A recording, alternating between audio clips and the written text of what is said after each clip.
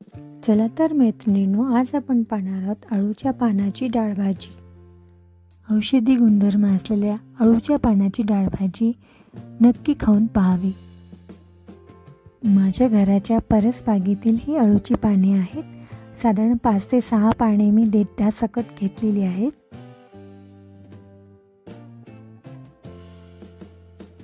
व्हिडिओत दाखवल्याप्रमाणे अळूची पाने निवडून घ्यावी।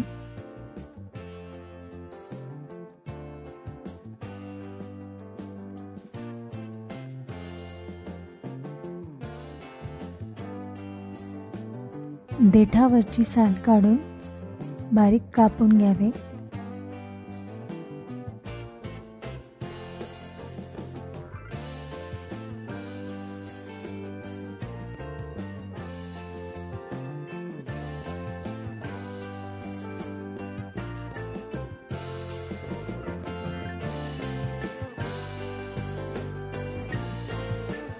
यासाठी लागणार आहे 2 मोठे कांदे, 10 ते 12 लसूण पाकळ्या, आले, जिरे, कढीपत्ता, कोथिंबीर।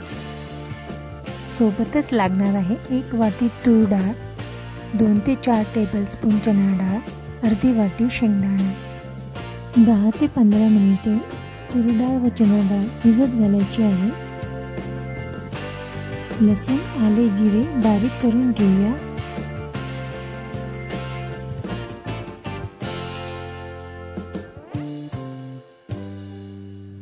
कांदा बारीक कापून घ्यावा, सोबतच कोथिंबीर बारीक कापून घ्यावी।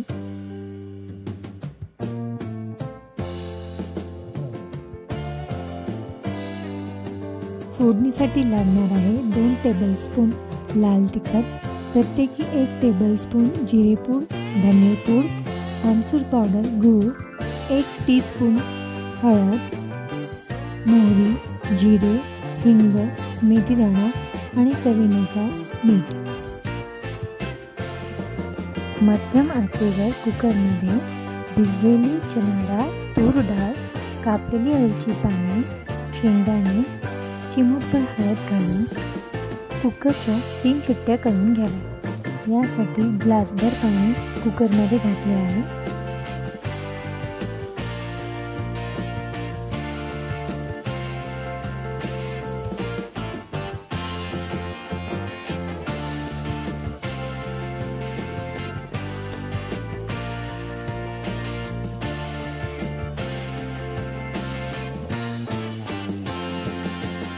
डाळ छान शिजली आहे। तूर डाळ गरम असताना डाळीला व अळूच्या पानाला एकजीव करण्यासाठी रवीने घोटून घ्यावे। मंद आचेवर कढईमध्ये 2 पळी तेल घालावे। तेल तापल्यानंतर मोहरी घालावी व मोहरी तडतडल्यानंतर जिरे घालावे। त्यानंतर कढीपत्ता, मेथीदाणा, हिंग घालावा।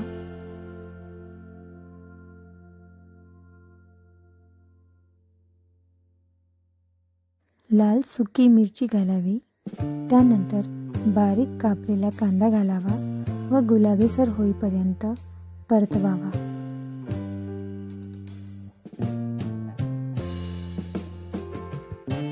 त्यानंतर बारीक केलेले लसूण, आले, जिरे घालावे।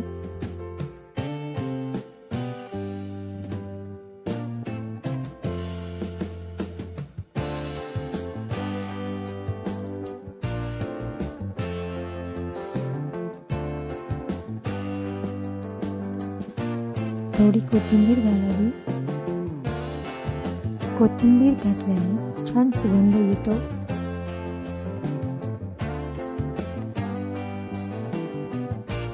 त्यानंतर लाल तिखट, जिरेपूड, धनेपूड, हळद घालावी।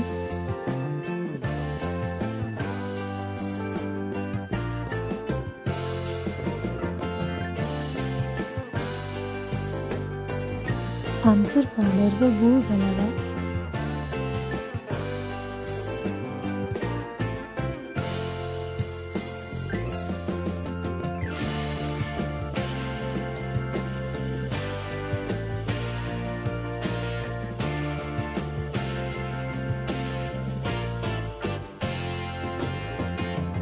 त्यानंतर कुकरमधील डाळ घालावी.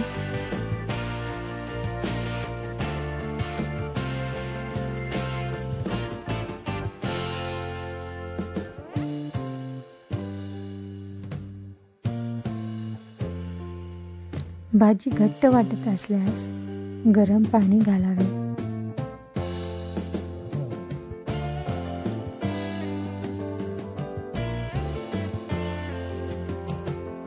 चवीनुसार मीठ घालावे.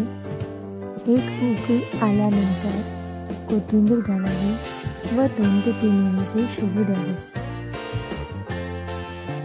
अशा प्रकारे अळूच्या पानाची डाळ भाजी तयार झाली आहे.